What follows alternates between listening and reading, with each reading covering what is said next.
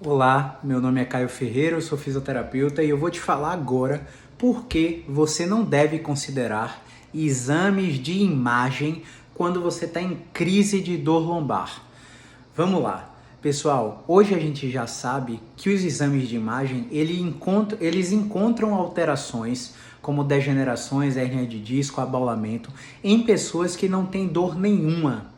Ou seja, se eu tenho dor e tenho uma hérnia de disco no exame, existem pessoas que não têm dor e também têm a hérnia. Se eu tenho dor e eu tenho uma protusão pequenininha, a minha intensidade da dor pode ser gigante. E se eu tenho dor e tenho uma protusão gigante, a minha intensidade da dor pode ser pequenininha. Então não há uma relação diretamente proporcional. O que a gente tem que fazer é o seguinte: ir num médico ou num fisioterapeuta. O médico ou o fisioterapeuta são profissionais habilitados para fazer o exame físico.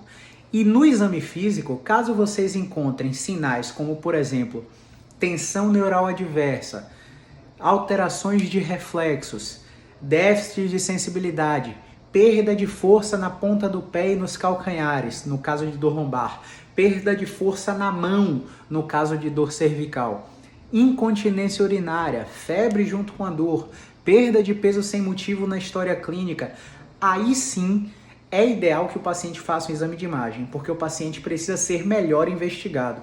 O que não quer dizer que ele tenha algo grave. Pessoal, apenas 1% dos pacientes com dor de coluna tem de fato algo grave. Uma tuberculose, um câncer, uma fratura, Deus livre e guarde, apenas 1%. Se a gente for para a probabilidade, tem estudos que mostram um caso para cada 250 mil, né? Então a gente precisa usar esse raciocínio probabilístico para não assustar os pacientes, porque os pacientes, quando chegam aqui em crise de coluna, eles geralmente falam que nós somos a última esperança deles. Mas, na verdade, o tratamento que eles fizeram anteriormente, geralmente não foi um tratamento baseado em evidência, não foi um tratamento baseado em ciência.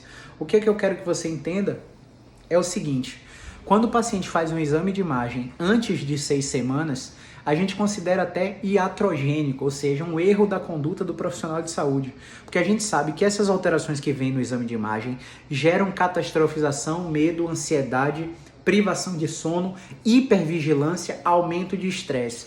Se eu estou no estado de saúde com aumento de estresse, eu tenho elevação de cortisol. Se eu tenho elevação de cortisol, eu tenho mais inflamação sistêmica. Se eu tenho mais inflamação sistêmica, eu tenho um sistema nervoso um pouco mais sensível e o sistema nervoso vai fazer com que você sinta mais dor. Tá? Eu não estou dizendo que a dor é da sua cabeça, eu estou dizendo que se você estiver num ambiente totalmente estressante, ansioso, com privação de sono, você vai sentir mais dor. O que eu quero que você entenda é que se você perdeu a força na ponta do pé, se você está com incontinência urinária, se você perdeu peso sem motivo, se você não aguenta esticar a perna reta e nada disso muda com a primeira abordagem da fisioterapia, aí sim você precisa de uma avaliação médica, você precisa ir no ortopedista, no clínico da dor, no anestesiologista, para ele fazer um bloqueio. Olha só, 16% dos pacientes melhoram só de fazer o bloqueio. 16% melhoram, mas não tiram a dor da perna, só com bloqueio. 46% depois de 2 bloqueios passam a melhorar na fisioterapia. E 22% realmente precisam de uma intervenção cirúrgica. Mas olha, não é o fim da picada. Não é o fim da picada. Existem cirurgiões muito experientes que vão fazer um procedimento simples para eles de dissectomia percutânea, laminectomia, procedimentos minimamente invasivos, que aí é do domínio dos colegas médicos, que vão fazer com que você tenha alta da cirurgia um dia depois, 2 dias depois do procedimento.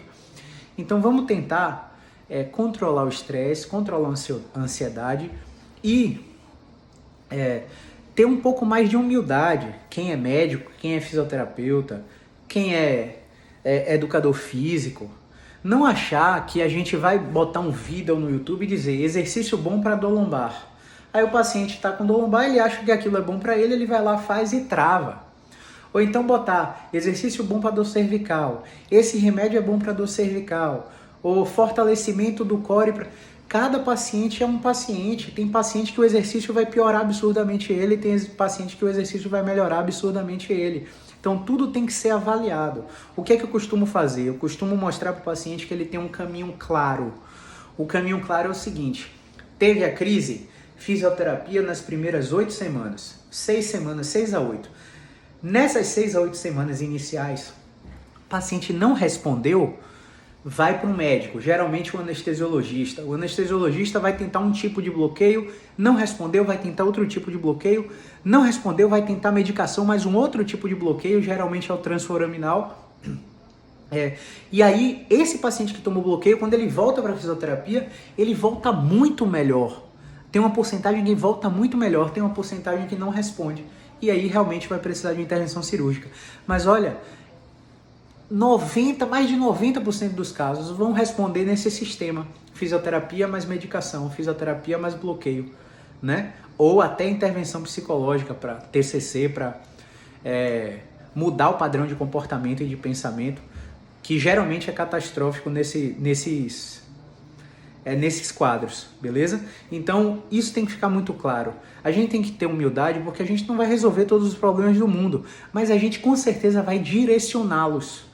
E quando a gente direciona esse paciente começa a ter uma clareza de qual é o melhor cenário possível, como ele vai monitorar se ele está de fato melhorando ou piorando, e qual o pior cenário possível. E ainda assim ele vai perceber que até no pior cenário possível, ele vai ter ferramentas para enfrentar aquele cenário. E isso tende a tranquilizar o paciente. E quando o paciente está mais tranquilo, ele sente menos dor, ele destrava mais os movimentos e ele vai progressivamente evoluindo, beleza? Se você tem algum comentário, deixa aqui embaixo. Se você quiser tirar alguma dúvida específica, vai na caixinha dos stories e manda sua pergunta. Beleza? Grande abraço. Movimento é vida.